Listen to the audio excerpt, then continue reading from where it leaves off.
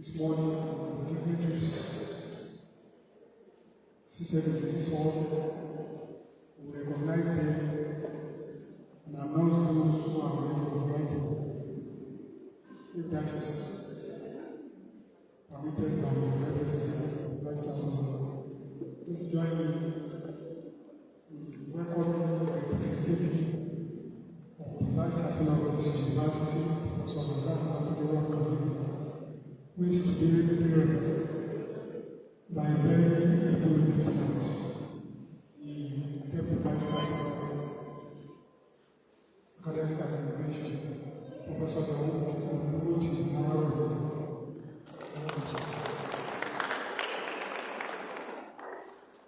we are still expecting the registrar of the university as soon as it comes to the mission and sit down properly. But please join me in welcoming the representative of Mr. Michel Olado from the sponsor of the university, our own very distinguished College.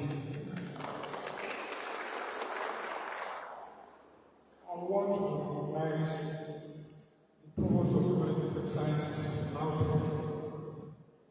Professor FISAPS.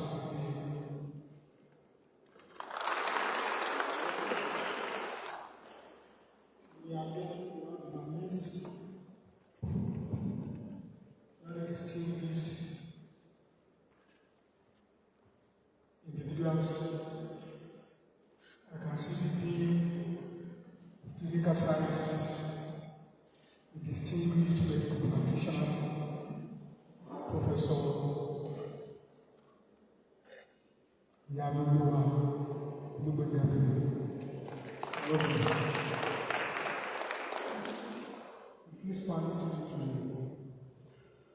to recognize the Dean of the Faculty of Engineering, Natural Resources, Professor Woyala, Dean of the Postgraduate School, we recognize his presence, Professor Olaitan. We have the Chief Medical Director, he used to be a member of the Governing Council, the 10th Governing Council of this university, Professor Olaitan.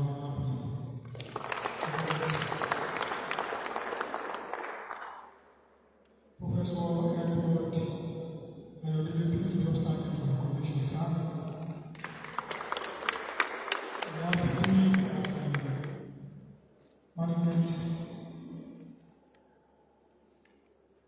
Captain of Management Sciences, Professor Hydrocarbon.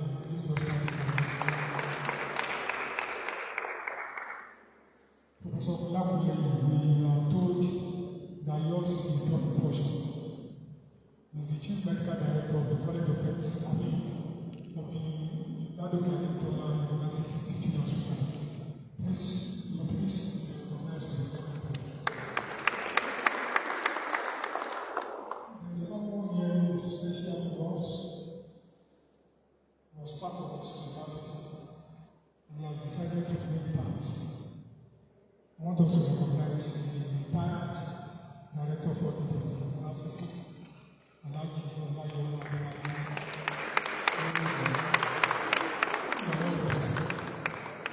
So I will not waste too much time on the introduction.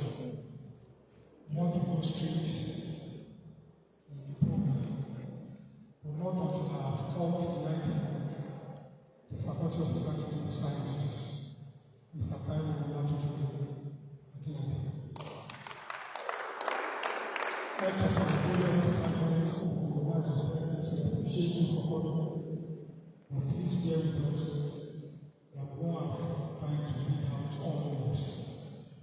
If that permission is granted, I call on Professor Aminike Yamanuwa, the Dean of Clinical Sciences, to come and give the opening address.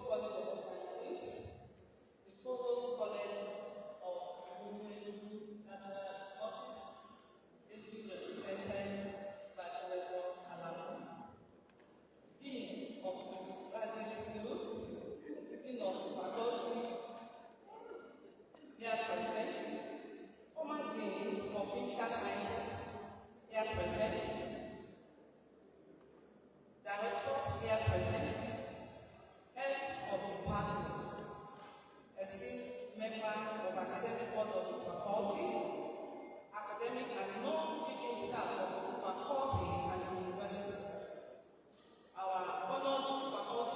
lecturer who happens to be a former dean and former provost of the College of Health Sciences, Professor Peter BABATUNDE, OLAITAN. Members of the organizing committee, great beloved students. Great beloved students. I also like to acknowledge the presence of our distinguished guests and colleagues from Osun State University Hospital. Thank you for coming. The members of other faculties, you are all welcome.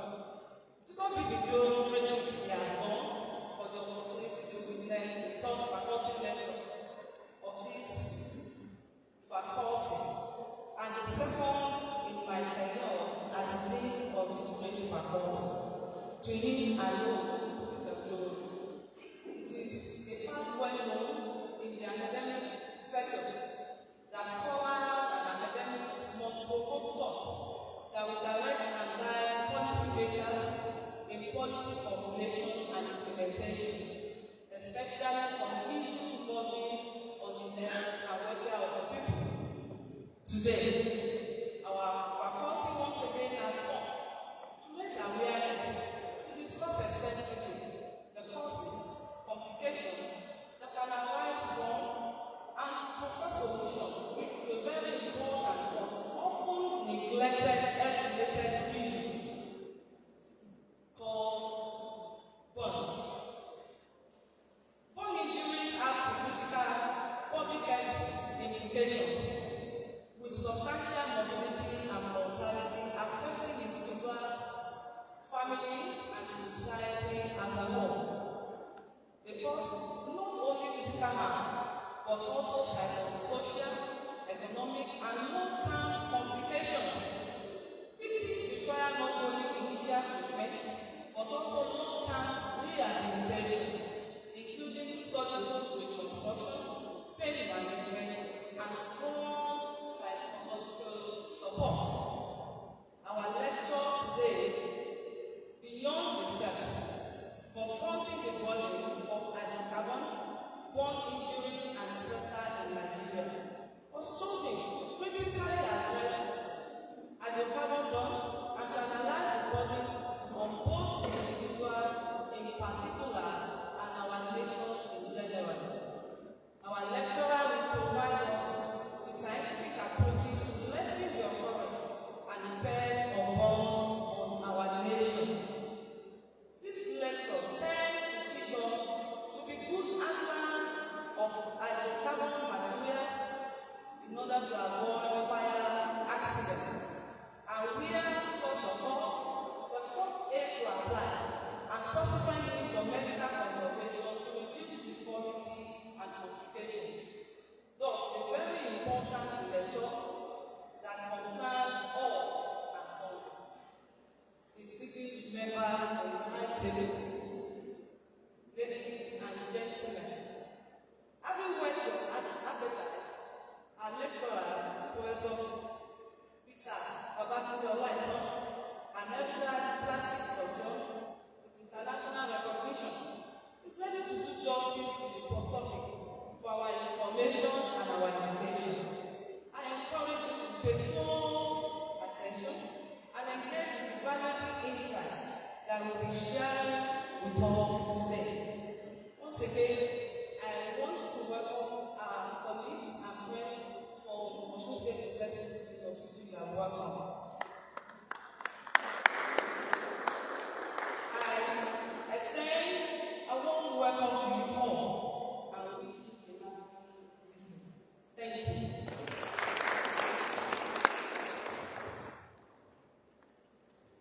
We thank our team for making it brief, complete and well-prepared.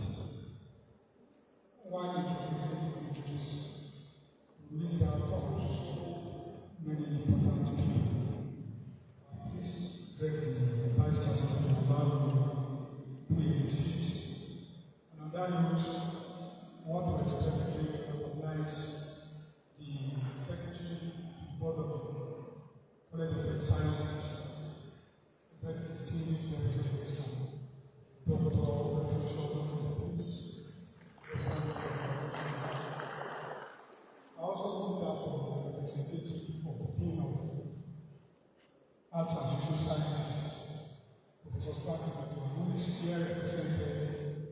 Dr. Adeliji. You are welcome, sir.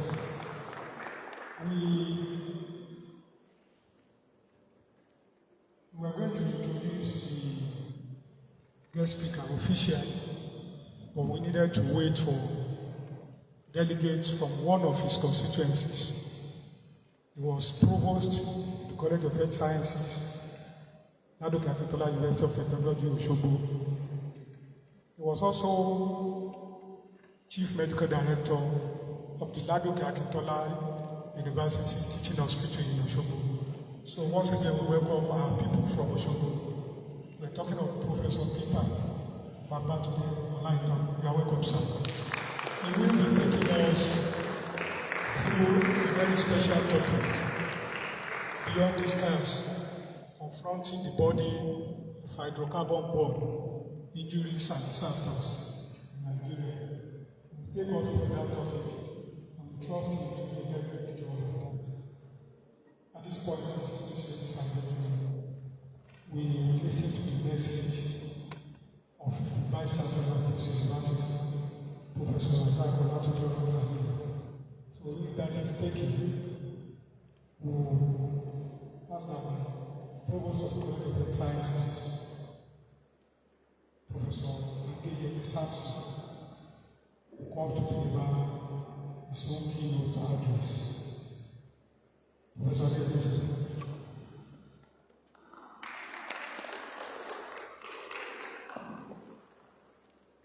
Good afternoon. Standing on the protocol that might be at a very age, so I may not go to that again. You are all welcome to the third faculty lecture of the Faculty of Clinical Sciences. We welcome our colleagues from Union and Union Teaching Hospital. We appreciate your coming, and we are glad to have you back in our midst this afternoon. Our lecturer, Dr. P.P. OLAITAN, a renowned international bones and plastic surgeon. Well, it's a man that I've known many years ago. And I was not too surprised that he chose plastic surgery as his specialty. I used to think that I'm a very patient person until I saw Professor OLAITAN and the specialty he has chosen. As a gynecologist, I want to enter fast and come out fast. But when it comes to the plastic surgery, you cannot enter fast and come out fast. You can be on a patient for 12 hours. They are very meticulous. And the issue of bones, the Yoruba people say that if you can't loud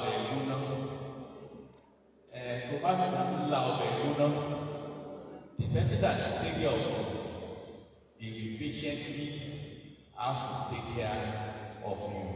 So you better don't leak up in East.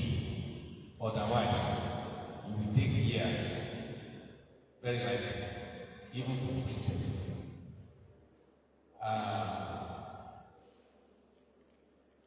Our presenter of today will talk to us more, not just to treat bones, but I know that he will still tell us to prevent, because I know that prevention is always better than cure.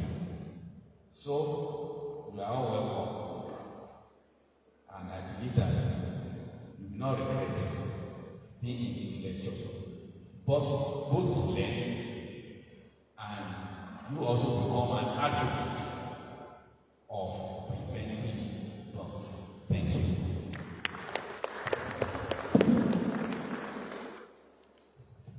Thank you so much, sir.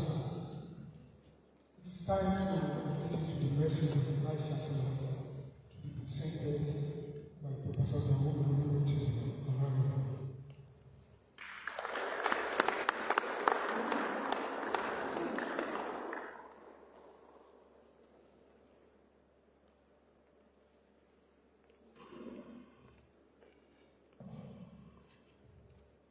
Good afternoon.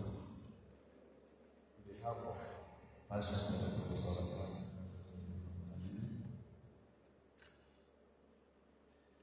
I recognize the presence of all who are around and to speak my previous respect and welcome to all these esteemed colleagues and to all the places restored to support the justice of the faculty of medical sciences. This lecture series has become an integral part of our academic tradition, providing a platform for intellectual discourse and scholarly engagement on emerging challenges and present societal needs. Today's theme, beyond the science, confronting the body of hydrocarbon for injuries and disasters in Nigeria, is particularly noteworthy. The prevalence of burn injury from hydrocarbon-related incidents, which is a significant public health concern, necessitating comprehensive understanding, strategic interventions, and cooperative action. I commend the Faculty of Medical Sciences under the visionary leadership of Professor Mrs. A. for coming with a topic that intersects medicine, disaster response, and national development. This aligns with Laute's mission to advance knowledge, drive innovation, and foster societal development. We appreciate and commend Professor BABATUNDE, a distinguished professor of surgery and plastic surgery, who is our today's lecturer. His wealth of experience and expertise in this field points to enlighten, challenge, and inspire us. We eagerly anticipate his presentation and ensure sweet discussions. As a university committed to academic excellence, research impact, and national relevance, we recognize the importance of scholarly initiatives like this. And I assure you of university management unwavering commitment to fostering an environment that promotes intellectual growth, innovation, and social development. On behalf of the Vice Chancellor, Professor OLAITAN, I welcome you all to this enriching experience. I wish you a rewarding and insightful session. With this lecture series, inspire our new perspectives, foster collaboration, and contribute to the advancement of knowledge in our university. Thank you.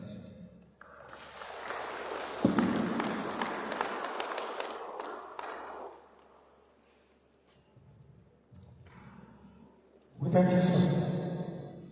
We are technically studying the really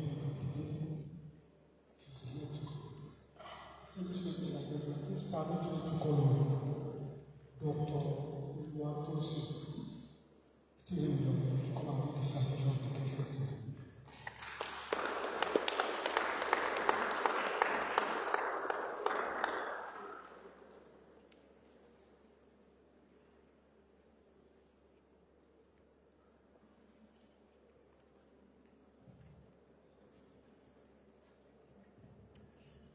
Good afternoon.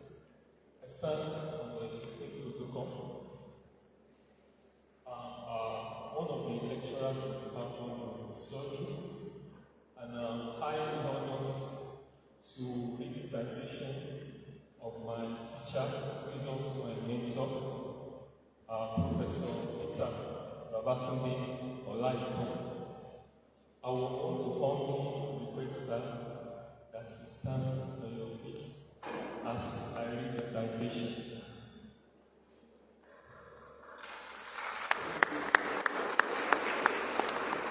Professor BABATUNDE OLAITAN was born in Nigeria, local government of Osun State, on the 6th of June 1994. He attended Baptist Day School, Ichiri, and St. John Anglican Grammar School, Ichiri, before joining the then Oyo State College of Arts and Sciences. He then proceeded to the University of Ibadan, where he qualified as a medical doctor in February 1994.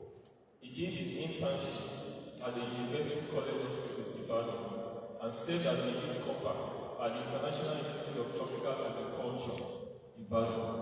He worked briefly as a lecturer at the Department of Anatomy, University of Ibadan, in 1996 to 1997, before proceeding for his postgraduate studies at National Orthopedic Hospital, Enugu, and University College Hospital, Ibadan. He later became a specialist in bones and plastic surgery in April 2004. Professor OLAITAN received further training in craniofacial surgery in India, bone care at the Queen Victoria Hospital and Westminster Hospital in the United Kingdom. He received further training in craniofacial surgery at Akron Children's Hospital, Connecticut, United States of America. He also had the following certificates: Bachelor of Medicine and Bachelor of Surgery, Fellow of the West African College of Surgeons, Fellow of the International College of Surgeons, Fellow of American College of Surgeons, Fellow in Pediatric Plastic Surgery from Columbus University, United States, Certificate in Craniofacial Surgery, India, Certificate in Bone Care, United Kingdom. Professor OLAITAN received the following grants for the fellowship studies: the British Association of Plastic and Reconstructive Surgery, United Kingdom, American Association of Plastic Surgery, United States, British Fellowship of the Nationwide Children's Hospital, being the first African to receive this.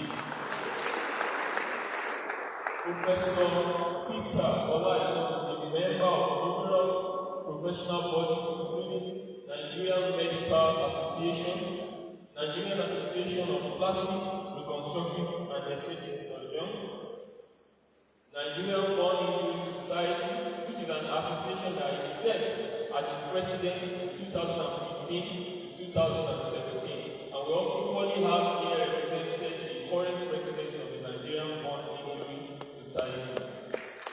The Medical and Dental Consultants of Nigeria, Academic Staff Union of Universities, American Association of Plastic Surgeons, American Cleft and Craniofacial Association, American College of Surgeons. He was employed as Lecturer 1 by Ladoke Akintola University of Technology, Omosho, in July 2004, where he rose through the ranks to becoming a professor of bones and plastic surgery on October 1st, 2012, since when he has been a member of the University Senate. He was the chairman of the Ethical Committee of the College of Health Sciences between 2015 and 2019. He gave his inaugural lecture, which was the 21st lecture of LAUTECH, which was titled "In the Similitude of the Sculptor, Carving and Shaping the Human Body," on the 7th of April 2018. He's also a consultant bones and plastic surgeon to Union Teaching Hospital, Oshogo, which was formerly Lautech Teaching Hospital. He also served as an adjunct professor of plastic surgery at the Ohio State University, United States, between 2013 and 2014. Professor OLAITAN has several positions at Lautech Teaching Hospital, now Union Teaching Hospital, Oshogo, and the Lado Agricultural University, Ogbomoso, and this includes he was the head of the Department of Surgery from 2012 to 2015. He was the chairman, Medical Advisory Committee, 2005 to 2009. He was the dean, Faculty of Clinical Sciences, from 2016 to 2019, and subsequently became the provost of the College of Health Sciences from August 2019 until his appointment as the last Chief Medical Director of the Lautech Teaching Hospital, Oshogo, which later became Union Teaching Hospital, Oshogo. And he became the first Chief Medical Director of Union Teaching Hospital on the 7th of April 2020, the position he held since 30th of October 2024. Professor Peter OLAITAN is the current National President of Nigerian Association of Plastic, Reconstructive and Aesthetic Surgery, NAPAS, and he was the interim chairman of the Committee of CMDs of State Teaching Hospitals in Nigeria till he left office in October 2025. Professor OLAITAN was the Osun State Incident Manager during the COVID-19 pandemic between 2020 and 2021 and saw to the effective management of the pandemic in the state, having one of the lowest mortality rates. He was also the chairman in one medical outreach, which saw to the surgical, medical, and ophthalmic care of over 50,000 of the people of Osun State in 2023. He also founded a non-governmental organization, Enhanced Smile International Initiatives, which seeks to free care for the elderly.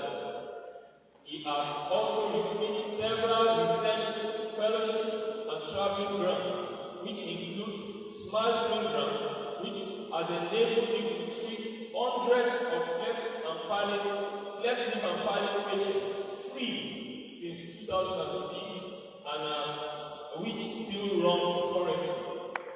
Smile Train travel grants to the United States, India, and many African countries.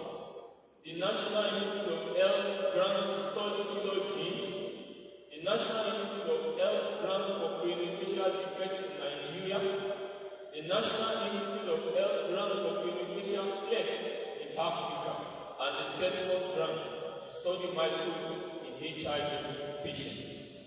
Professor OLAITAN was the African co-organizer of the first Pan-African Cleft Lip and Palate, which was held in IIT Ibadan in February 2006, which brought thousands of professionals from African countries, Europe, America, and Asia. The Smile Train has since treated over 20,000 Nigerians free through this program in all parts of Nigeria and Africa at large. There has been education, fellowship, and research grants to many African Smile Train. To many Africans by Smile Train since 2006. Professor OLAITAN has published over 100 scientific papers and has attended several national and international conferences where he presented papers. He was also the immediate past editor of Nigerian Journal of Plastic Surgery and editorial member of several national and international journals.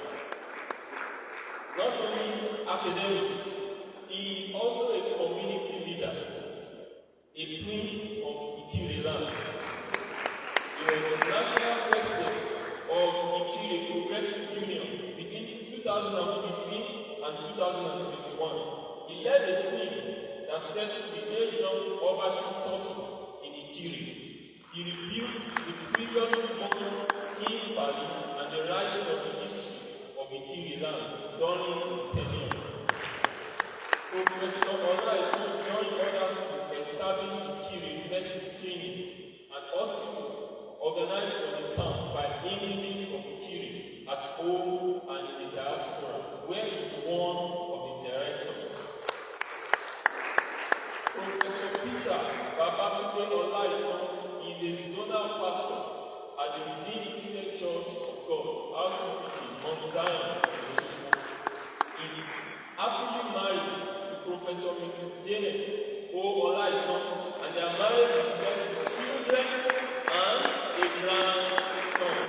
Ladies and gentlemen, I welcome Professor Peter BABATUNDE OLAITAN. Thank you very much. This is the season. Thank you for blessing me. Mr. Vice Chancellor, ably represented by the Deputy Vice Chancellor of Academic and Innovation, the Deputy Vice Chancellor himself, the Registrar of the University, the Professor, the University Librarian, Professor of the College of Health Sciences, my brother and friend, Professor Adeyemi, and the Professor of the College of Agri and Renewable Natural Resources, Dean of Postgraduate School, Dean of Faculty of Clinical Sciences, my own Dean, and my sister, Professor Mrs. Adeleke Iyadoluwa Agbero, Dean, former Deans of Clinical Sciences and other Deans present here, Dean of Student Affairs Directors here present, heads of department and members of the Senate, esteemed members of academic board of the faculty, academic and non-teaching staff of the faculty and the university. And I use this time to recognize my president of Nigeria Born Injury Society, and the treasurer of our association, who has come all the way from Ibadan, Dr. Ian. I want to also welcome the members of staff of Universal Teaching Hospital, as well as members of staff of State University, members of the organizing committee, distinguished guests, ladies and gentlemen. Today we're talking about a very important topic in bulk here, and that is we're looking at bonds, and I'll be talking about beyond discards, confronting the problem of hydrocarbon borne injuries and disaster in Nigeria. And I want to thank my dean for giving me this opportunity to present this faculty lecture. Now, why this topic? About 15 years ago, I had a student and undergraduate student, 22-year-old undergraduate student, who was admitted in a born unit at Oshogo. She was severely burned. And as I looked at her, imagining what would happen soon, she called me and said, "Doctor, I just wanted to do whatever you can do for me. I want to do good again. I want this cast to be removed. Please, do everything to remove this cast." I knew this lady was going to die. And I held her hand, and I told her, I said, "You know what? I'm looking beyond this cast. Let us look beyond this cast. We do what we can do, then let's look beyond this cast." And today, I want to look beyond this cast of born injury, confronting us as a nation, by looking at the causes of burns and how we can prevent burn injury, especially these days when we have disasters almost every month from tanker and associated burn injury to several loss of life. So this is why we pick this topic, and we know that fire has always been with us. And in fact, in the Bible, Sodom and Gomorrah were burnt to ashes. So burn injury is not new thing in our society. And also, we must also know that born injuries in those days used to be punishment. Indeed, it is said that if you don't do well here on earth, you are going to hell fire. So there's going to be fire burning people. So born injury is actually supposed to be a punishment. However, we many times run into this injury accidentally. So born treatment has been named from antiquity, and there have been early remedies that have been suggested. Hippocrates and Census actually describe advanced treatment for horse, while Mosparel actually introduced the need to then close the wound. Before then, it used to be that once you are born, you just continue to manage it, dress the wound until either the wound heals or you die. But Mosparel brought the need to close the wound early. And we also have people like Elders, which explore pump pathophysiology and give us better understanding of pump pathophysiology. Edward Kent is also in 1797 used pressure dressing for bone injury, especially post-bone, so that the scars can be suppressed. Now, globally, bone injuries are a major public health problem, just like my dean has mentioned. And this is due to high incidence. People get born in the home, at work, on the road, and industries especially. And there is severe physical, psychological, psychosocial, and financial implication for bone injuries. Bone injuries is a leading cause of injury worldwide, and therefore increases the burden on patients and their family. And in our own environment where healthcare is usually borne by the patient, quite a few people are on insurance. Bone injury is a real burden, not only to the patient, but also to families and community at large, and also a burden to our national health system. So bone injury is an injury that is unintentional usually, and it is usually due to high temperature substances like liquid, solid, or radiation. People have been born from radiation injury who actually have gone for treatment, and therefore the radiation actually burn their surface. And you can also have born from extremely low temperature, which we call the frostbite. So it's not just high temperature, but low temperature when it's extreme. And a lot of people in the developed world, especially in the area of temperate region, tend to have, especially the old people, radiation, activity, electricity, friction, and chemicals have also been part of causes of bone injury in our society. Bone injury can, however, sometimes also be unintentional. I'm sorry, by being intentional. So it is usually unintentional, but it can be sometimes intentional when somebody considers suicide and self-harm.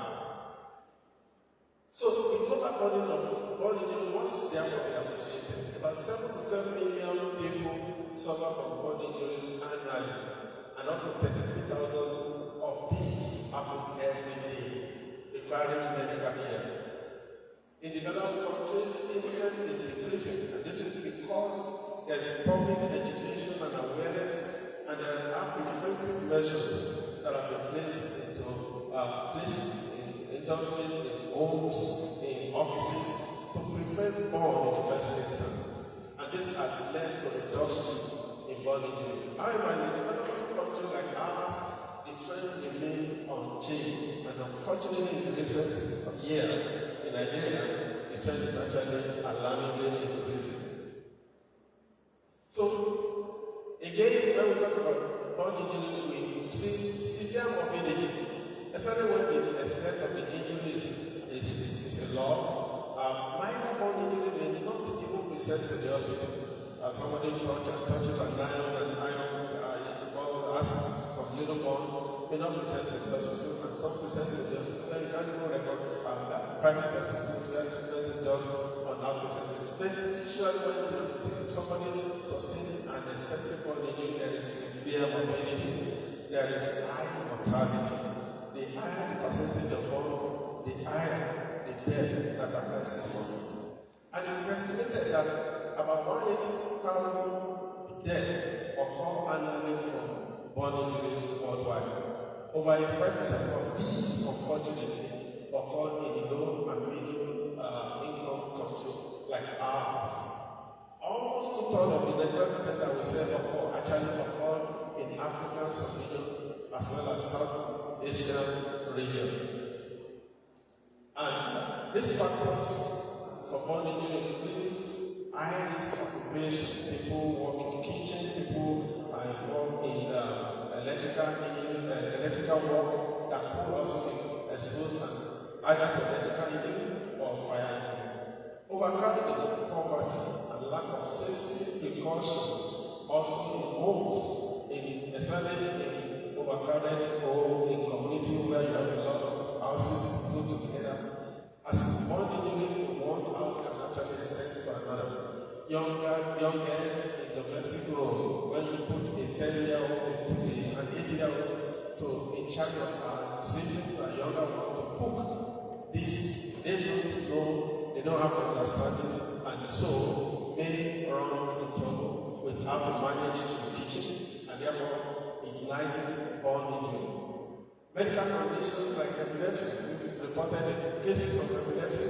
Epilepsy, it looks like there's something that attracts them when they cook that precipitate epileptic attack. And when they have epileptic attack, they fall into the fire and they tend to sustain severe injury. Neuropathy, other disabilities, old age in the elderly who also are left alone to cook for themselves has also been one of the things that have been reported as predisposing factors to burn injury. Alcohol abuse and smoking. When somebody is drunk and doesn't really know what can put his hand in anything, can operate anything anyhow, and when somebody is smoking and smokes and sleeps off on his bed, can get the bed ignited, fire, exuding from peace and burning injuries. So chemical burn is also been noted. Access to chemical burn to chemicals. In our most developed countries, injury from chemicals are usually from the industry. But in our own society, people tend to use chemicals as assets. Girlfriend dates somebody, or somebody is not unfaithful, the wife is unfaithful, and husband is unfaithful. You say many of these things, and because the battery actually, which contains sulfuric acid, is readily available, they get this chemical from battery charger and they can use it to attack those who they want to attack. Kerosene for cooking in the house is a major problem. Kerosene stove, kerosene lanterns have been causes of severe burn injury. And also, inadequate safety for LPG,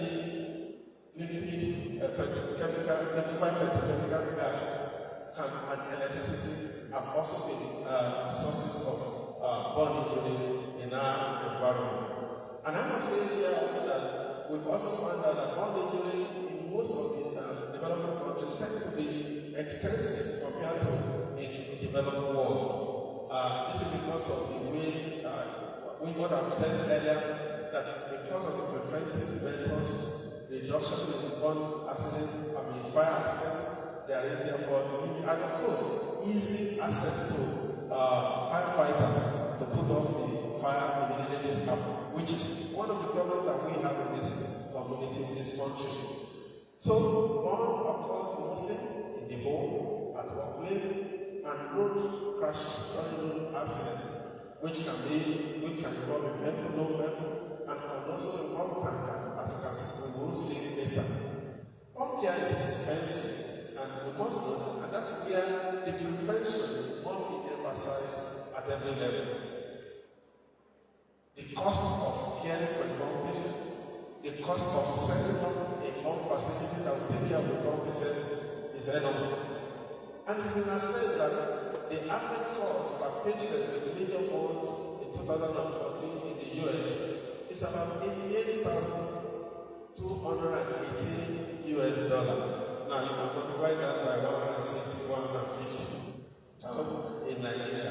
1,600, 1,500, and you imagine the equivalent of that. The range is between $704 and $770,000 to treat a patient who has extensive burning. Of course, in the US and most advanced countries, these burning are taken over by health insurance. What you need are ever prevented with proper safety measures. And that's why we are discussing this afternoon. That we must do everything to ensure that we prevent burn injury at home, in our offices, and on the road. Petroleum-related burn disasters also occur, and this includes fuel tankers exploding and petroleum fire are common and are deadly. Fuel tankers have caused a lot of death to Nigerians in the last few years. Often worsened by fuel scavenging after accident. You see people see fuel pouring on the road, and they feel that this is their own part of the economy, that they want to also take their own part. And in the process, just within the twinkle of an eye, there's an explosion, and there is death of several people. Some inflammatory disasters, notably seen in the southern part of Nigeria, though it affected all the major areas. It looks like the southeast, southwest, south-south have been the major areas in Nigeria where this is common. The north is kind of scared. I don't know why. Maybe because we love free things and we want to scavenge whenever there is any problem with the tanker or when there is a pipeline rupture and there is fuel leakage.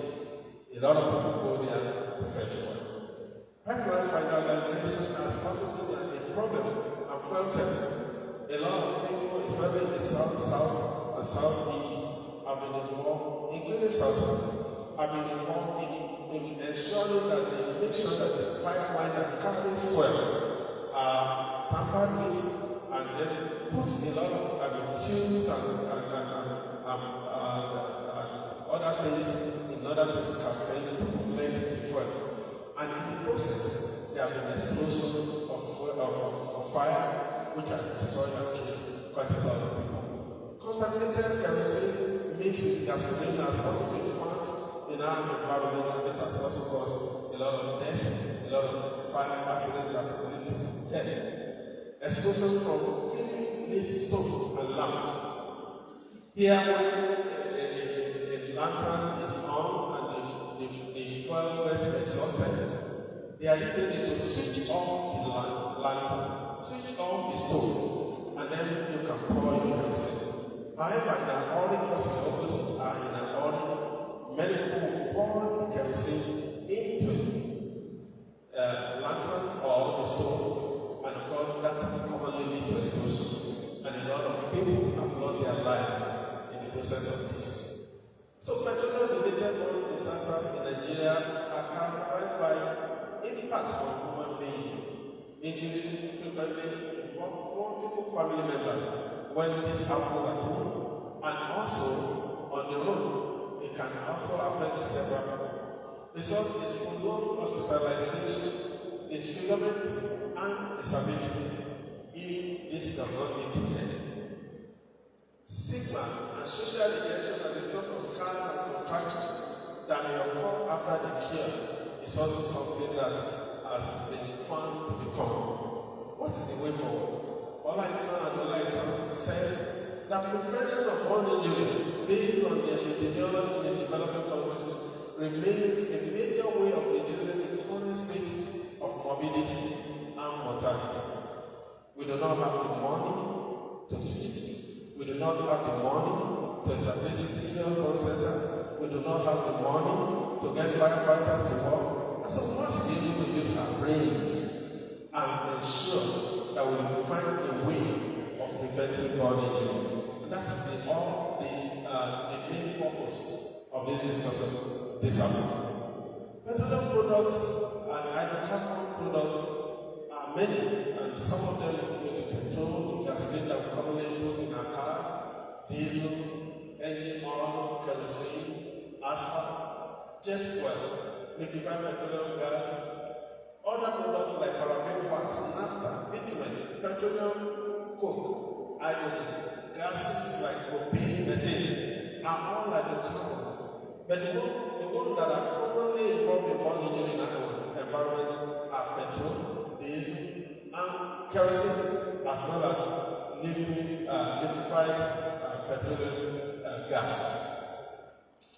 Now we look at the anatomy of the skin. The skin is made up of epidermis and epidermis, and underneath this is subcutaneous tissue. And these are God created things to ensure that we are protected. The skin has several functions, which include protection, temperature regulation, and of course that's where we feel sensation. You feel heat, you feel warm, you feel hot, you feel somebody touches you. It also produces vitamin D, and also it's also involved in immune defense.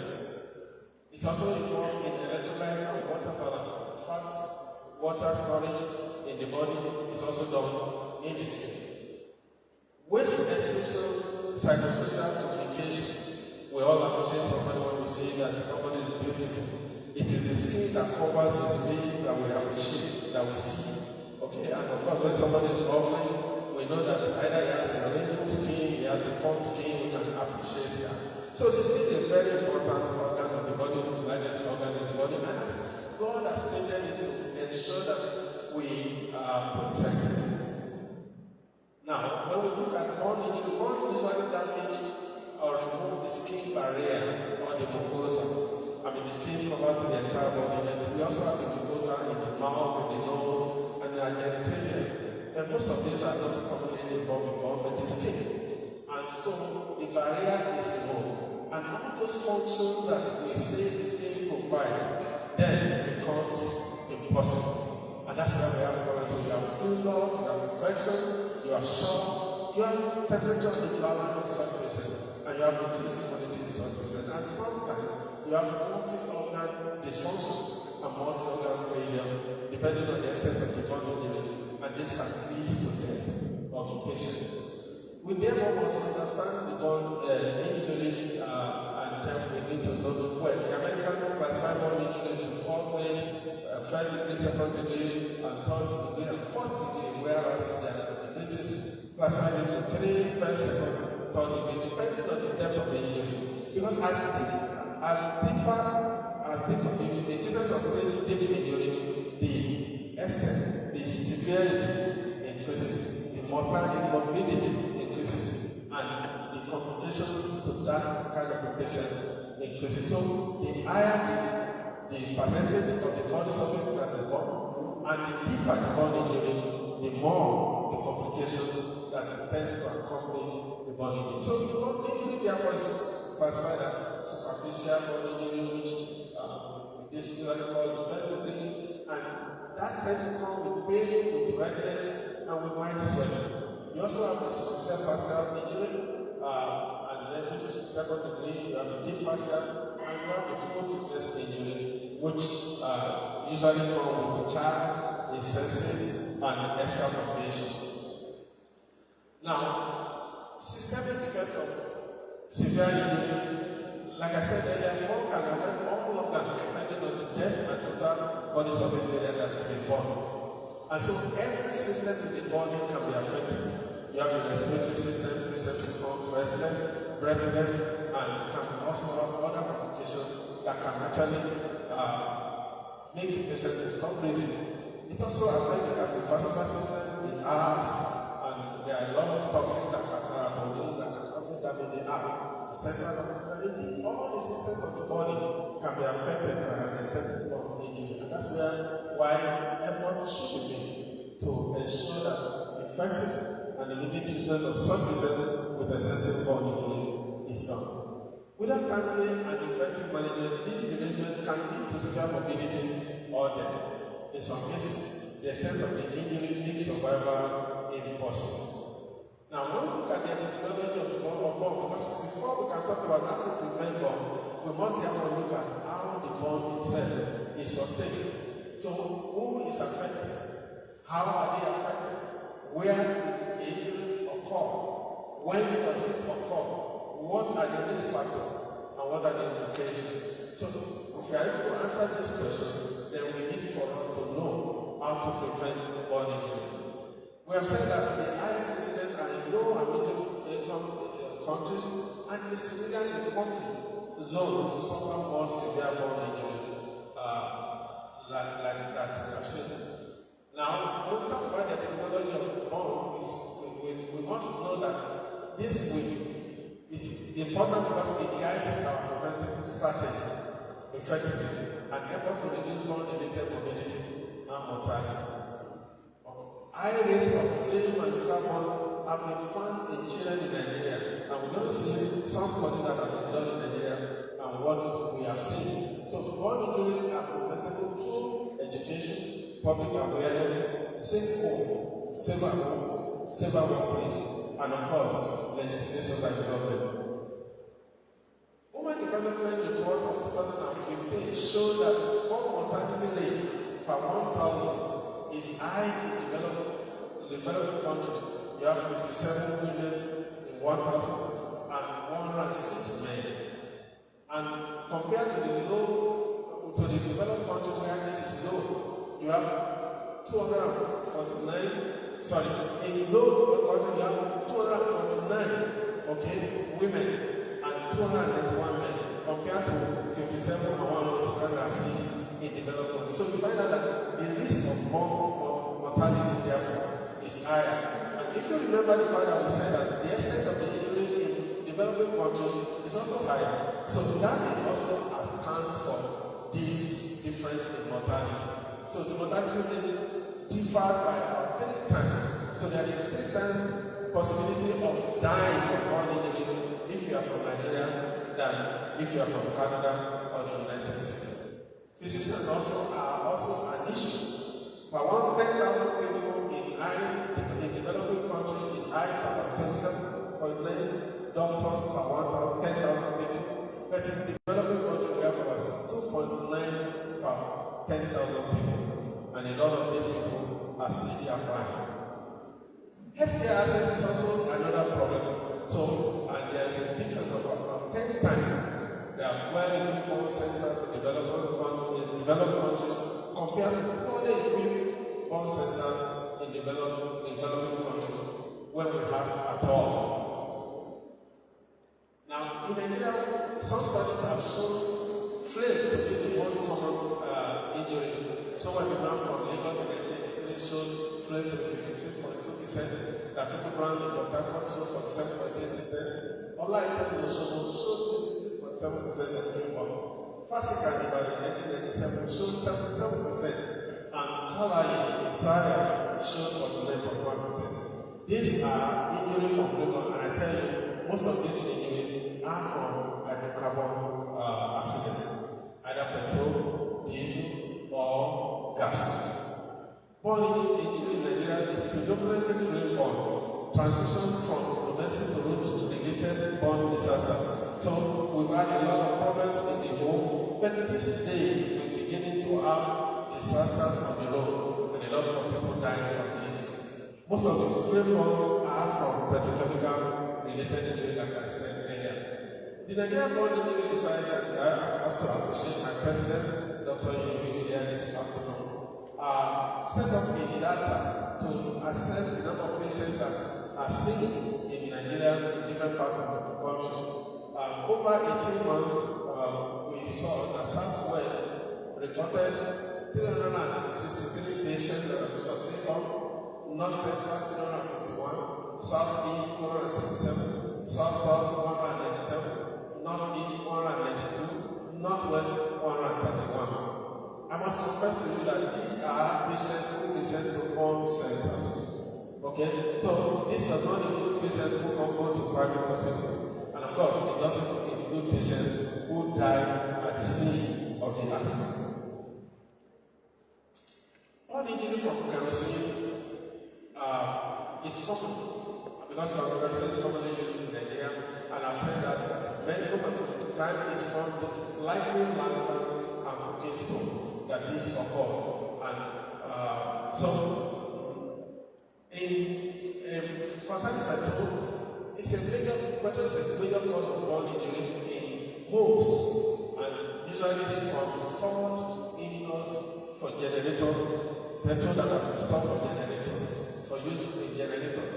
And improper storage has led to frequent fire disasters in those homes. And the risk factors for igniting petrol include naked flame, where somebody wants to start a generator and then it goes with some fire, some candle. Okay, that can ignite the petrol that is there and cause fire accident. Starting the generator near open fire is another reason why that we have seen that has caused flame injury from this.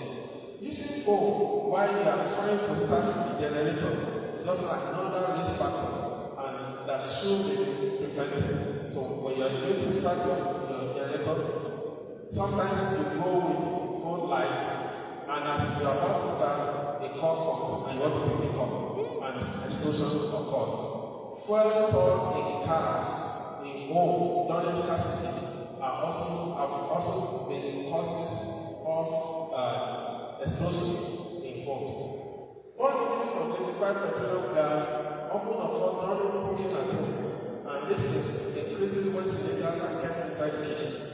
Ideally, cylinders are supposed to be kept outside the kitchen, and in fact used in bringing the cylinders into the kitchen.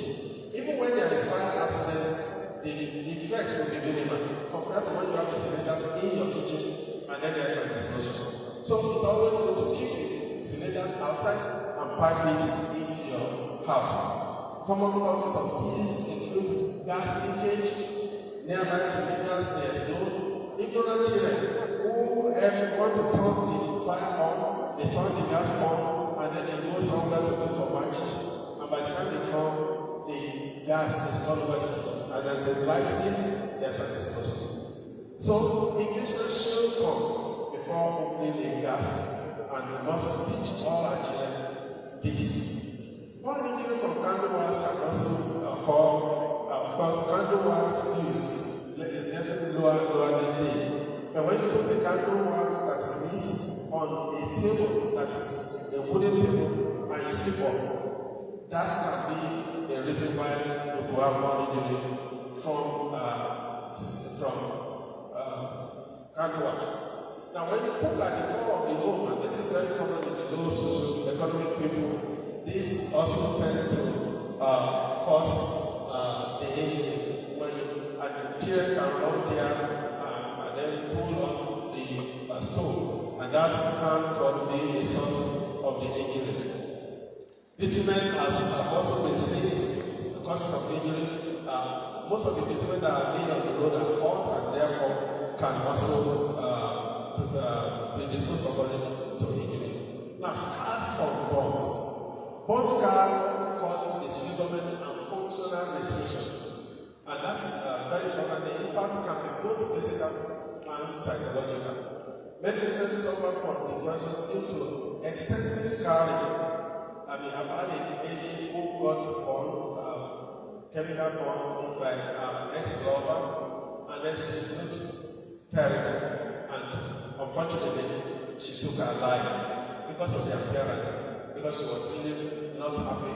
So you have physical problem, you also have psychological problem. And a number of these patients can also run into mental issues, and that is where mental support, psychological support for such persons are important. Body image loss is a part of it, and emotional instability can also accompany the scar. Physical scars may be treatable, but psychological scars often last a lifetime and usually difficult to treat. Now, you can see some of these scars from body injury. The one on the hand is from an epileptic who was cooking and then fell into the fire and nobody was going to take him off. You remember also that in this environment we believe that epilepsy can be infectious, and therefore if somebody is in epileptic attack, you shouldn't touch it because the saliva will make, if it touches you, can make you an epileptic. There is nothing far from the two than that. And when somebody is in trouble, we must make efforts to rescue such person. The person on the other side is a man that sustained chemical injury from his wife because the wife felt he was doing local outside.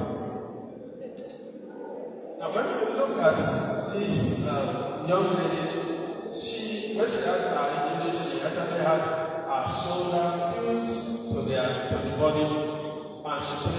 body. And so when we released the scar, she was so happy. You see her smiling. And when you look at that scar, we were happy she was happy. I'm not sure her boyfriend will be holding such a body.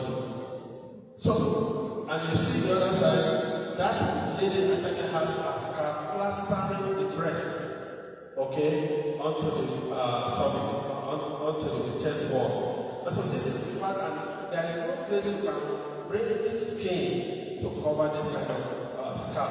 So the scars are real, they are lifelong, and they protect you. Either receive also, and psychologically they can also be a problem. The next one is also a child one that has scarring can't move his leg because of the excessive scar. So I would say that all disasters are also something that we need to talk about. All disasters are large sudden events that threaten public health.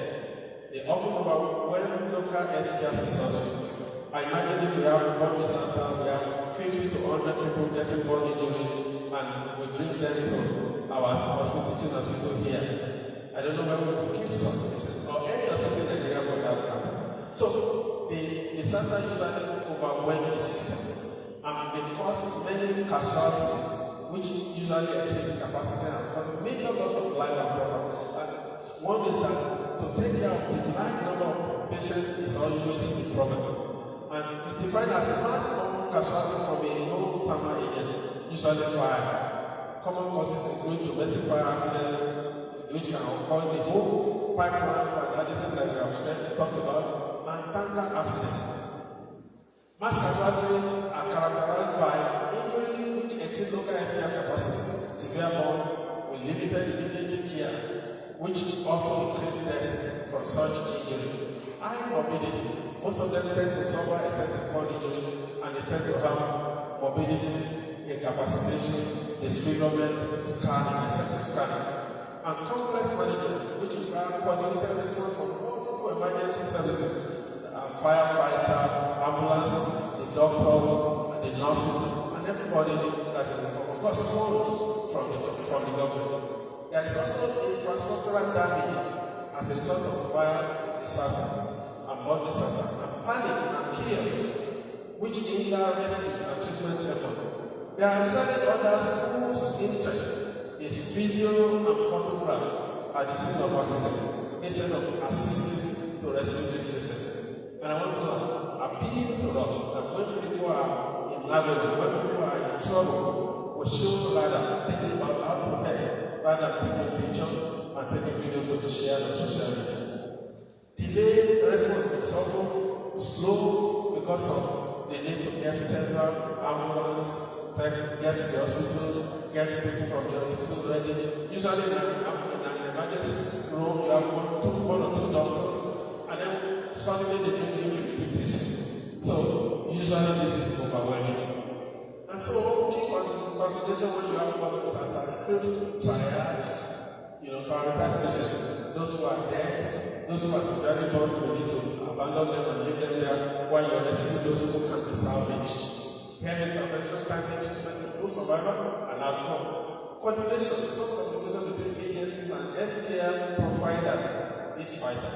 Prepare system to handle such involved cases. And we must get this ready in Nigeria. In Nigeria today, there's no one center in Nigeria that can take care of more than 30 patients at a go. And that's not good enough. So we need one center to be established in various regions of Nigeria. In the 6 political regions, we must have a one center that will be able to take care of emergency. We don't have to wait until the emergency happens. We don't have to wait until disasters happen. We must prepare for disasters. We pray it won't happen, but if it happens, we are ready. Future planning, build long-term strategies for recording incidents. For example, now we've seen a tanker accident happening all the time, and therefore we must build a means of, especially in the southern part of Nigeria, a means of attending to this.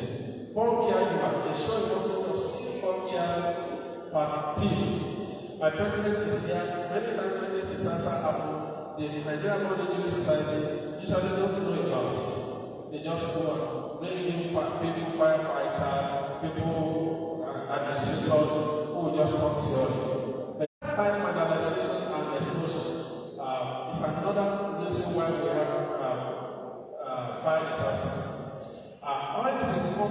is common in communities near oil infrastructure. And that's why we've seen southeast, where you have the many. It is observed that 888.9 billion naira was lost between January and September 2021 due to vandalization of pipeline. And this is not taking into account the personnel, the human beings that have lost their life in such problem. In 1998, JC, the Delta State was in the world, attracted the whole world when the pipeline burst in JC and 1,082 deaths were recorded. It was the worst pipeline disaster in Nigeria history. The pipeline was owned by NNPC, and the fire lasted 5 days until extinguished by the US firefighters using nitrogen foam. We didn't even have the means of putting this fire out until help came from abroad. Now when we look at this, we see pipelines that are linked from Warri, from Bayelsa to the north. And often you just see people who try to bust the pipe and put all sorts of rubbers to conduct the fuel to different places. And these are people who actually make this kind of problem to start. Many of them, of course, are also very careless, and any rocking of metallic object around that place causes explosion. Now, pipeline vandalization and fuel scooping. Each time you see pipeline rupture, Nigerians move, they walk, they run to it. They want to have part of their own national game. Unfortunately, it just takes 2 seconds for an explosion to occur, and then that involves everybody, and there is death. So, petroleum transport in Nigeria is also another challenge. In many countries, pipelines are the most effective means of transporting petrol. And this is safe, and also it is also eco-friendly. Of course, because of the tankering also, we have the tankers moving the fuel from the source to different parts of the country. So pipeline infrastructure is underutilized due to vandalism and sabotage in Nigeria. And this has increased the road haulage of tankers. We see a lot of that on this road, and from those who are going to the north. And almost every day they cause odor and they cause trouble. 90% of petroleum freight is moved by road via tankers. This is unlike what happens outside the country, where you have the rail moving the fuel and the tank and the diesel across the various countries. In Nigeria, tankers have become the main source of moving them. Now, common risk factors in tanker fire disaster include the fact that fuel scooping when there is a crash. Okay, driver also drive recklessly, and some of them are tired from running. You can imagine somebody bringing fuel from Lagos to Kaduna and has to drive along that road. So they sometimes get tired. Poor road conditions on road are in trouble, and lack of road safety enforcement also are part of the problem. Rather than the security agencies ensuring enforcement, they are there doing some other things. Inadequate driver training. Many of them are not properly trained. There is no certification and recertification to ensure that this the fisher is not assessed. Nobody is interested in the medical condition of the driver of the tanker. Some of them may have medical emergencies as they drive, and then lives are in trouble. Unsafe fuel hauling practices, aging vehicles, nobody is there to assess the vehicles, and lack of fleet renewal programs is also a problem. Tanker accidents have been seen in many parts of the country. In even 2000, more than 200 people were killed when there was a tanker accident. And in between June 2018 and 2020, 31 tankers fire incidents were recorded in 15 states. 207 people were killed, 221 people were injured. In 2019, 153 deaths from tanker-related accidents. And then we saw 2 years, only the 2 years ago, and realized that over 200 deaths from tanker-related fire and explosion were recorded. And in 2024, Agai, in Niger State, there was an explosion, and the tanker claimed 60 dead, 4 vehicles that were destroyed. And so properties are destroyed, human lives are destroyed when there are tanker accidents. Now, on October 15, 2024, in Maja, Jigawa State, tanker overturned and exploded. Outcome was 181 dead, and that month 2024 at the deadliest year with 266 tanker-related fatalities. However, different reports give different figures. And you can see these, the next slide is. You can see the next slide where people are scooping fuel from tanker that has just had an accident. Again, I don't know how many of these people are still alive today. Video, please. That video. So when you have a tanker that has a problem, that has an accident, or that is carrying gas, now you need to be careful and run away from that source, because your distance from that source may just be a challenge. So now this was an incident that I really would like us to look at. There was this tanker that was burning, there was an accident, tanker was burning, vehicles queued up. Some people ran there to actually assist, and suddenly that happened. So, therefore, we need to be careful and run away from accident when you have a tanker accident. The year 2020 saw over 1,500 fuel tanker accidents, claiming that this is 535 lives. Other years with significant accidents include 2010 461 accidents, 2011 180 accidents, 2012 169 accidents, 2016 359 accidents, and 2017 about 2,445 people, according to the data independently collected by Sunday Founder, lost their lives in the crashes, leaving behind grieving families and shattered communities. Social and economic impact of tanker disasters. Loss of lives of dozens to hundreds killed in a single event. Property destruction, home, vehicles, businesses, worth billions destroyed. Road closure and panic. The sub-transportation and economic activities for that period. And environmental contamination, fuel spills into soil and waterways, psychological trauma.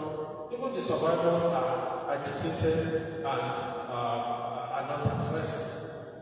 Risk of forest scooping from falling tankers. Federal Safety Commission in 2024 said that 411 deaths was noted by negligent forest scooping. Communities also rushed to collect leaking fuel, as we have said earlier, and this usually lead to massive explosion. Burn injury prevention. Why it matters? Burn prevention is safe, it is cheap, and it is life-saving. We need to prevent long-term disabilities and trauma and high medical costs. We don't even have the cost, we don't have the money. So we must do everything to ensure that we prevent non-injury. Challenges in Nigeria include public ignorance of first aid, unsafe rescue effort, often worsening the injuries. We need to continue to educate our people and our community get involved in this education.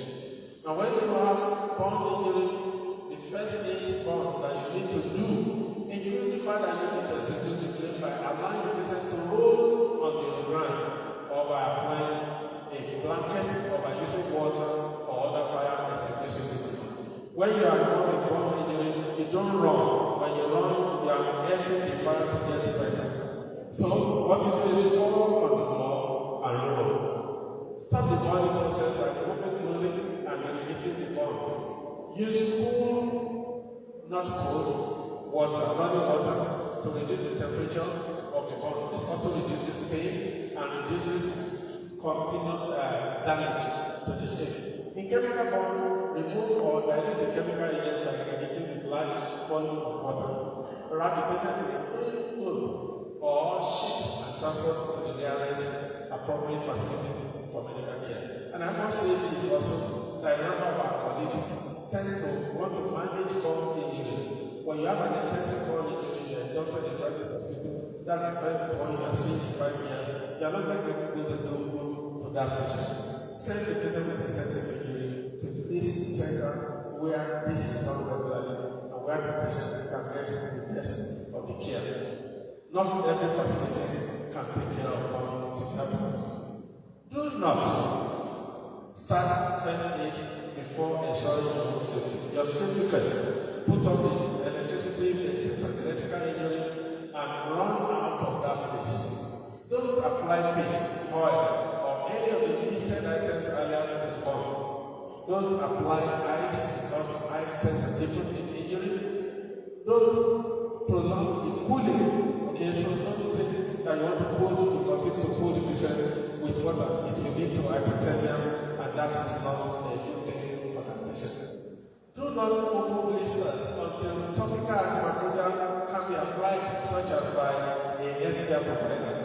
Do not apply any material related to the wound, as it might become infected. We did a study in this environment, and we found out that our patients tend to have all sorts of things being applied: raw egg, palm, engine oil, salt, gentle oil. This only makes worse the burn injury. So the only thing to do is to pour water on the patient.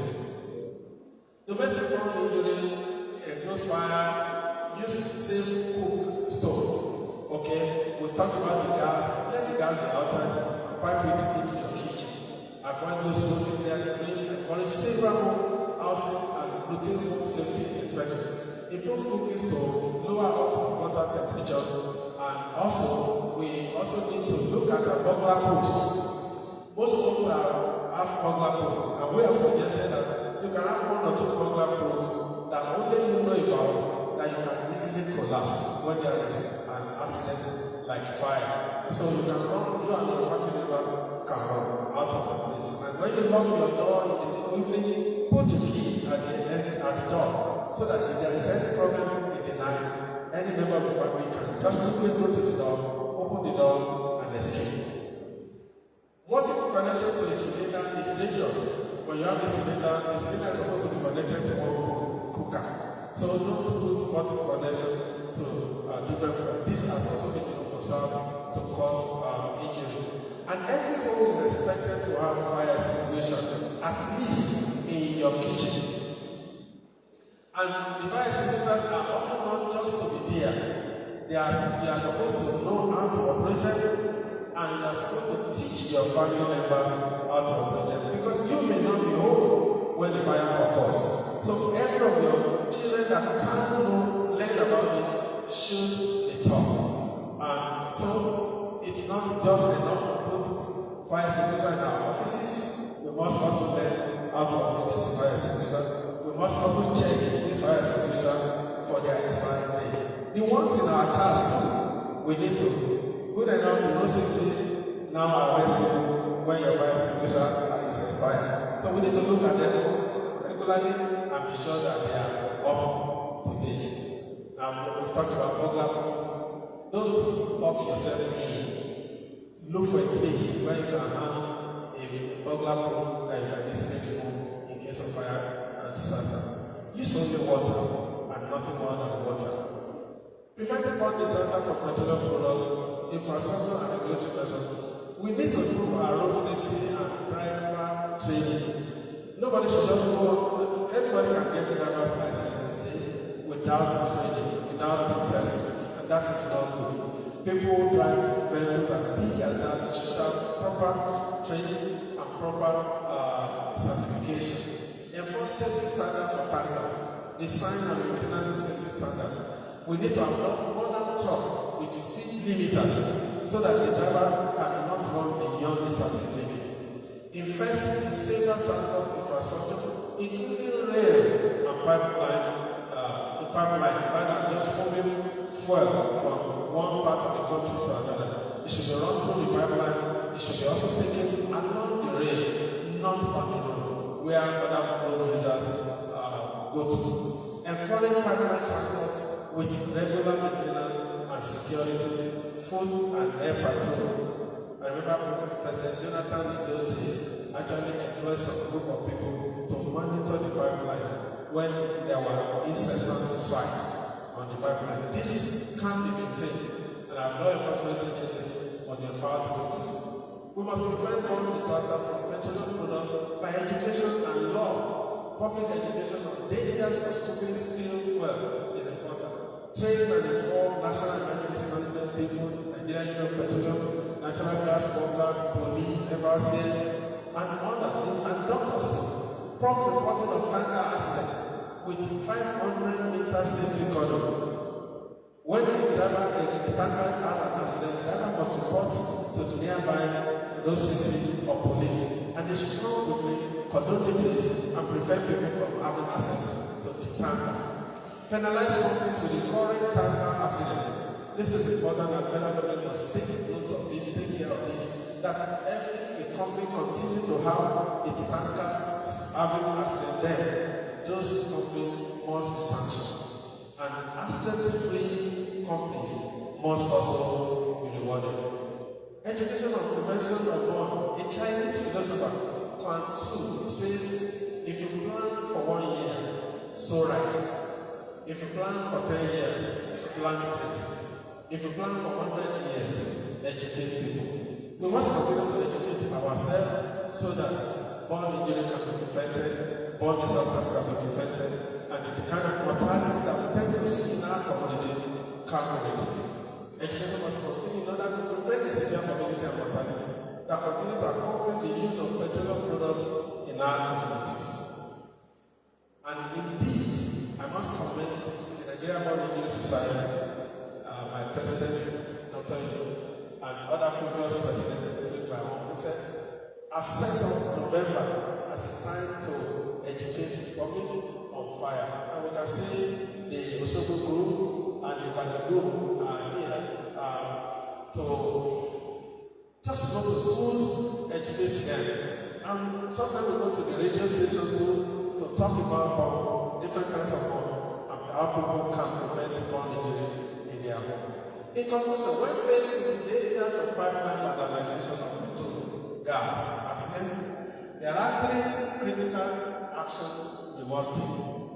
The first is that you are wrong. The second is that you are wrong where. And the third is that you are wrong that you are in a relay race. Mr. Pastor, ladies and gentlemen, I like to acknowledge and thank Hydrocarbon University, which has given me the wing with which I've been able to fly in the last 21 years. I thank the Council of OLAITAN, both former and current Council, and I thank the current government headed by our own Vice Chancellor, Professor Kalini. I appreciate the University Teaching Hospital, formerly Hydrocarbon University Teaching Hospital, that has continued to serve as a laboratory where our research work and our care of our patients continue. I thank the Provost of the College of Health Sciences, University, Professor Adekane, who is also here this afternoon. I thank the College of Health Sciences of Laughton and all the staff in the college, my colleagues who have worked together in the last 21 years or so. The Faculty of Clinical Sciences, and I must thank my amiable sister, the Dean of our faculty, Professor Mrs. Adekane Yadeluwa.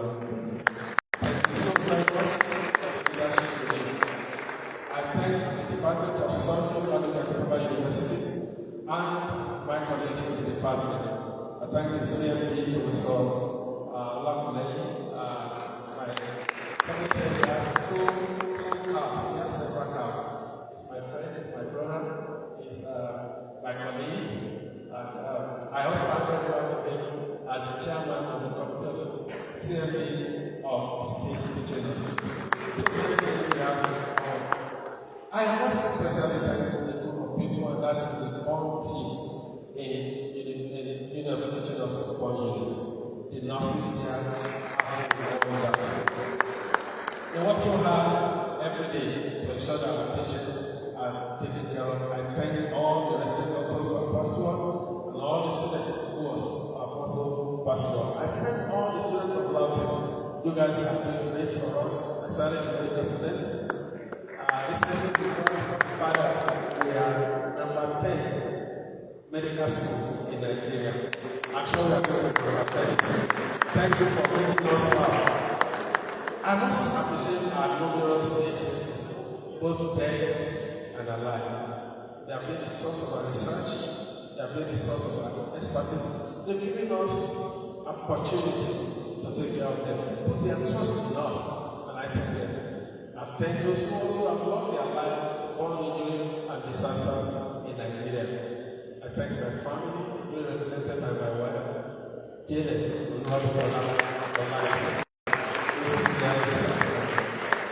all glory to God Almighty, who has made us today visible. And if you are given a chance to take 3 things away from your house in case of a fire accident, the first should be yourself, the second, yourself, and the third, your very self. Remember to children who are very talented and common. Thank you very much.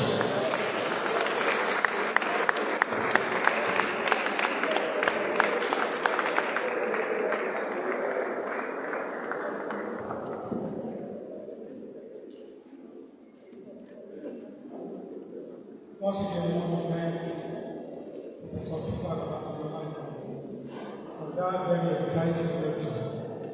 We appreciate you for the time and for the deep research that you have done, bringing to form what you are supposed to ask us. Please permit me to quickly run through the last phase of my presentations. And I'm going to start that. I'm fulfilling the promise that I made this year that whenever the registrar of the university comes in, we will introduce our relationship. Ladies and gentlemen, I'm pleased to inform you that we have been advanced to Mrs. Somali Kabalo, the registrar of the university, and secretary of the university. We are welcome. I'm also pleased to inform us that we have the amiable wife of the guest lecturer, Professor Mrs. Janet. I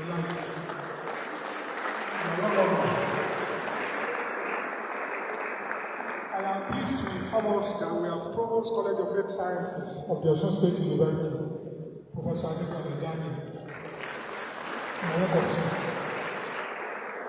and representing the University Librarian, Maduka Akitola University of Technology, we have Mr. Solomon Oyetola. We have representative of the Director of Internal Audit of this great university, Mr. Debo Oladesu. I want to inform us that we have on our list the Dean, Faculty of Engineering and Technology, Professor Oladesu. You are welcome, sir. If you have enjoyed this lecture, please make it another day with us on 26th of this month, when Professor Oladesu will be delivering the 65th regular lecture of this university. His topic will be treating the topic engineering solutions for sustainable future, integrating clean energy, waste management and smart technologies for environmental resilience. Please make it the date 26th of June. Thank you all for being part of this. We are not done yet. We have done so much for this university, and we won't allow you to go without showing our appreciation. Someone has been appointed to do that, and it is my pleasure at this point to call on the Faculty of Sciences, Mr. Tony Taiwo.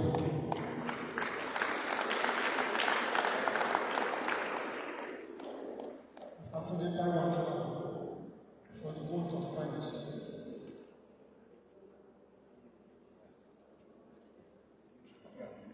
So it's difficult to appreciate your voice because we don't know how to follow. But thank God, the Yoruba philosophy is there to help. Yoruba say, Orúkọ, you have to follow. Therefore, my younger man, permit me to address you by your name when I come to your talk. Ladies and gentlemen here present, standing on the existing protocol, particularly the protocol led by my dean, Professor Mrs. Yamoluwa Neneke Ulubenga-Bello, and on whose behalf I am appreciating, starting from the University Vice Chancellor, Professor R.O. Romkalilu, that was represented by Professor Daoud Oloroti Ararame, the Deputy Vice Chancellor, Academics and Innovation. My boss of all time, the Registrar of the Institution and the Secretary of the Council of the University, Mrs. O. Balogun. Thank you for coming. The representative of the bursar, the representative of the librarian, and Baba himself, the head of the college, Professor Adeyeye Samson, Adewale Samson Adeyeye.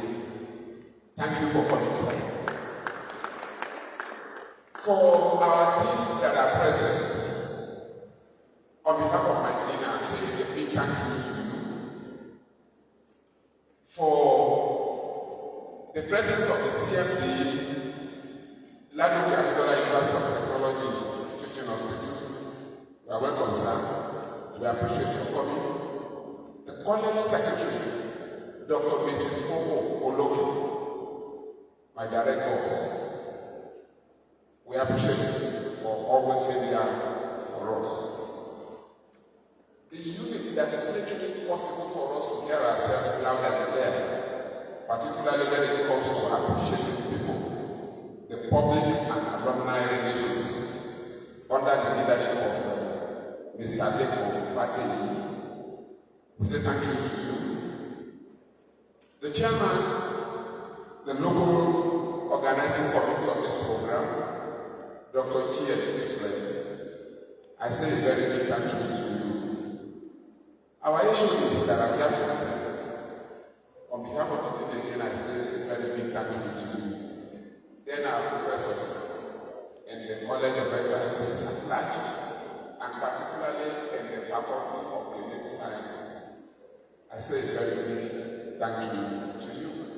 To our guests from our sister school, University, Osho State University, and Osho State University Teaching Hospital.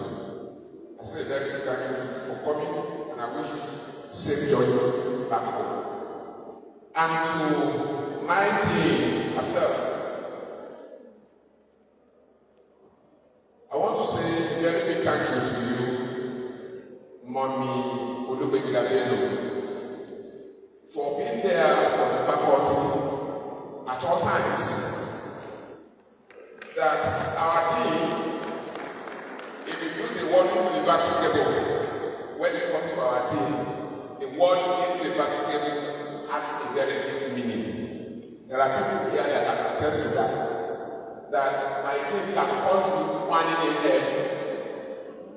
She can call you 2 a.m. as well as she can call you 1 p.m. My team, for being that good leader to those of us in the faculty, particularly we the supporting staff, I say very big thank you to you. And finally, tell your boss your bed. Don't feel go much just your bed. Don't be your bad. Tell back to say you come la mo ale di mama ale di won mama lo nítorí pé ọ̀fẹ́ ni ọdún. Ṣùgbọ́n tó bẹ̀ bá kù, àwọn tó ń jẹ lóko wọ́n ṣe ká àwọn tó wà lẹ́gbẹ̀ẹ́ ọbẹ̀ yìí pọ̀ ó dẹ̀ lò wọ́n lọ wá tọ́ tiẹ̀ lálẹ́. The lecture that we have this afternoon, if it is this beautiful, then we have to thank the cook, Professor Peter Babatunde OLAITAN, for a well done job. To all of us in general, on behalf of my day, I say a very big thank you to you, and I wish you a safe journey back to different destinations. Thank you very much.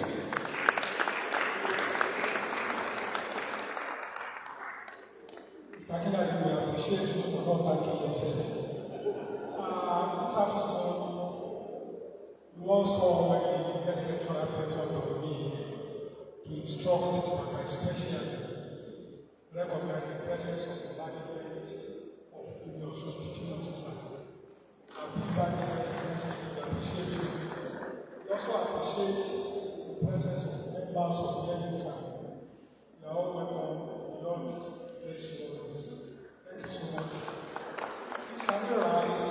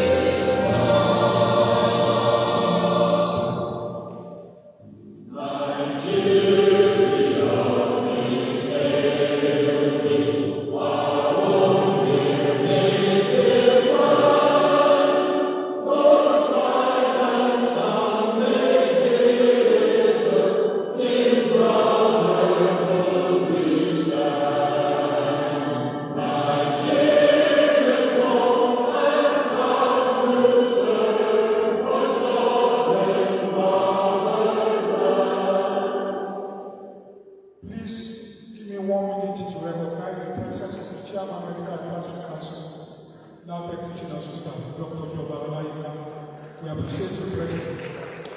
Please let's remain standing while those of the night will leave their seats. There will be photo section outside of this hall. Thank you all for coming.